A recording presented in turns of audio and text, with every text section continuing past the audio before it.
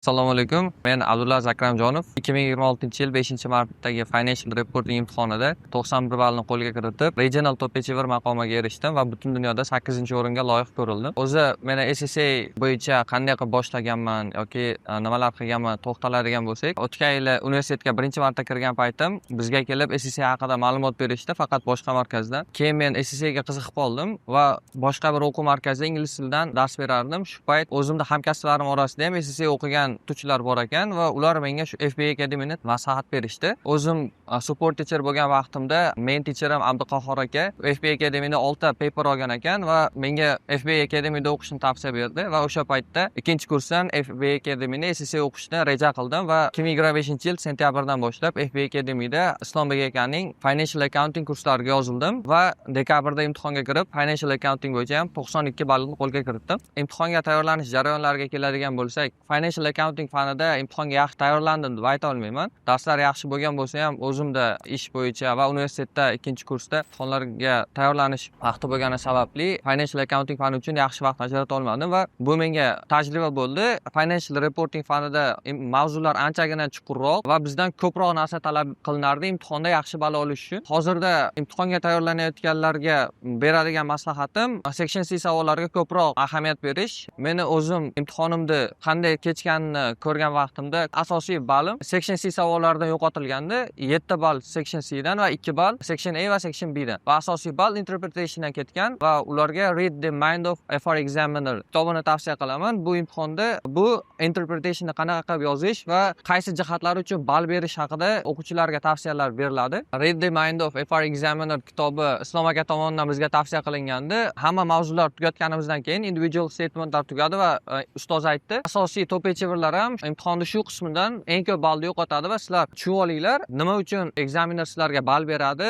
va qaysi tomonlariga ball bermaydi, shunchaki gap bo'lib qoladi degan narsani aytgandi va biz shu kitobni ko'rib chiqdik va bundan tashqari darslarimizda asosiy qismda vaqtdan qolganda darslardan qolib ketib qolmadik va imtihonga ham yaxshi tayyorlana oldik. Darslarimiz tog' kunlari bo'lsa, dushanba, chorshanba va juma. Juft kunlari har kuni ertalab darslarni qayta ko'rib chiqib olardim va notlar olardim va doimiy qaytarib yurardim shu nazariy savollardan ko'proq ball yo'qotmaslik uchun. Bundan tashqari Islom aka yana bizga technical articlesni hamma mavzular bo'yicha o'qib chiqishni tavsiya qildi, chunki technical articlesda asosan examinerlar tomonidan yozilardi va shu nazariy savollar technical articlesdan olinardi. Men buni o'qib chiqib, har bittasi bo'yicha notlar oldim va doimiy qaytarib yurdim. SSA'da CB exam platformda ham hamma nazariy savollar shu technical articlesdan olingani va FET imtihoniga ham tayyorlanayotganlarga technical articlesni o'qishni tavsiya etaman, chunki faqat study textdan tashqari bu artikellarda asosan qanday qilib imtihonda bu turdagi savollarga javob berishdi va sodda va tushunarli tilda tushuntirilgan. Bundan tashqari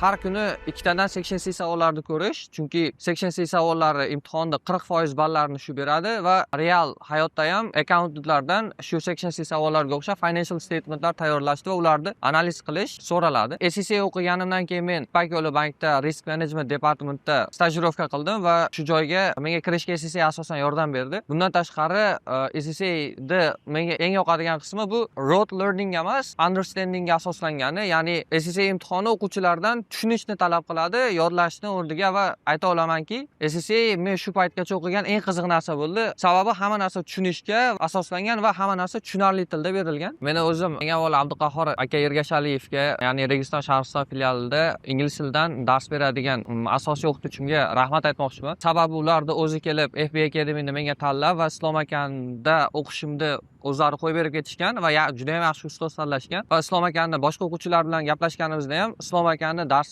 o'tish usullari ham ancha farq qiladigan, asosiy farq qiladigan joylar Section C da, ya'ni juda ham oson va sodda tilda tushuntirishlari menga asosiy turtki shu tomoni ham bo'ldi deb o'ylayman va ular tavsiya qiladigan materiallar imtihonga yaxshi tayyorlanishimizga yordam berdi. SSA o'qiyotganlar uchun asosiy eng katta maslahatim SSA'ni boshlagan vaqtda qo'rqmaslik kerak, chunki F3 va F7 da va hozir o'zim ham F2 o'qiyotgan bo'lsam, har doim boshlanishida 1 oy va 1,5 oylikda juda ham qiyin bo'ladi. Mavzularga tushunmaslik va topiklar umumiy jihatda tugagandan keyin SSA'da umumiy shabloni kartina ko'z oldlarida gavdalanadi. Nima uchun kerak har bir mavzu, qanday bog'lanyapti va shu tomonlama keyin qiyinchiliklar yo'qoladi va bundan tashqari Goals are for losers, systems are for winners iqtibosiga ko'ra tayyorlandim. Ya'ni nima maqsad qo'yish emas, doimiy tizimli va bir narsani tanlab har kuni qilish. 5-6 ta narsani qilish demay har kuni qo'yib oldim va imtihonda topiklarni tugatgungacha nima qilishimiz kerak va topiklarni tugatgandan keyin imtihonga qanday tayyorlanaman?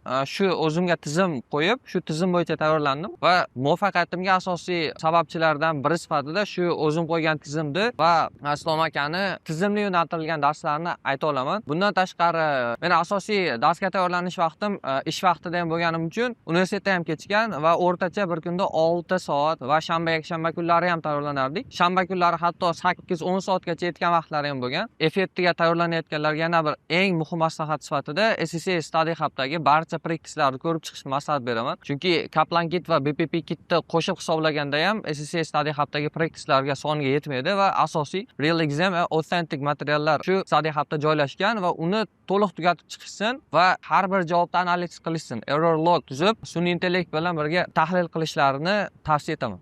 Hozirda men o'zim Mirazal aka Rahmonovni Management Accounting kursida FB Academy'da SSA bo'yicha o'qishimni davom ettiryapman va sizlarga ham FB Academy'ni tanlashni tavsiya etaman.